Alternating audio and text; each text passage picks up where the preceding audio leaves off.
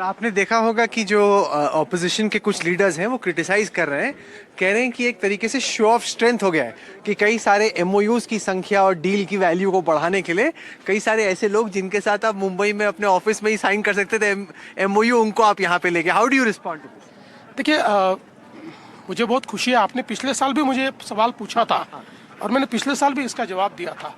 जो छोटे दिमाग के लोग होते हैं उनको ये सारी चीज़ें कई बार समझ में नहीं आती कि अंतर्राष्ट्रीय व्यापार कैसे चलता है और किस प्रकार से हम लोग डील करते हैं। आज दुनिया में कैपिटल का जो फ्लो है ये एफडीआई के रूप में आता है और अब भारत ऐसा देश है कि जहाँ पर हमारा कोई भी बिजनेसमैन अपने आप को बढ़ाने के लिए, अपने आप को एक प्रकार से बिग करने के लिए अलग अलग जो फंड्स है, अलग अलग जो बिजनेसेस है उनके साथ कोलैबोरेट करता है और एफडीआई लाता है। तो ये जो एफडीआई आता है ये एफडीआई के लिए इस प्रकार से ये डील्स होते हैं। मसलन कल किसी ने ये ट्वीट कर दिया कि आपने लोढ़ा के साथ यहाँ क्यों एमओयू किया।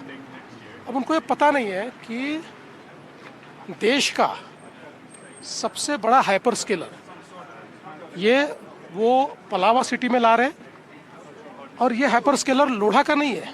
इसमें कौन इन्वेस्ट कर रहा है? इसमें माइक्रोसॉफ्ट इन्वेस्ट कर रहा है, इसमें एनटीटी डेटा इन्वेस्ट कर रहा है।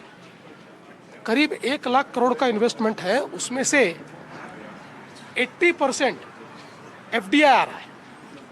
इसलिए ये जब बड़ी बड़ी कंपनियां जो होती है, आपको पता है, आप तो हमेशा डावोस आते हैं, ये लोग क्या करते हैं कि इनके बोर्ड मीटिंग्स डावोस से लगकर करते हैं और ये लोग ये सारे यहाँ होते हैं। तो नेचुरली जो इंडियन पार्टनर्स होते हैं उनको ये लगता है कि डावोस में अगर हम ये इस प्रकार से एमओयूज करें तो इनका प्रेजेंस होता है, ये लोग वहाँ आ सकते हैं।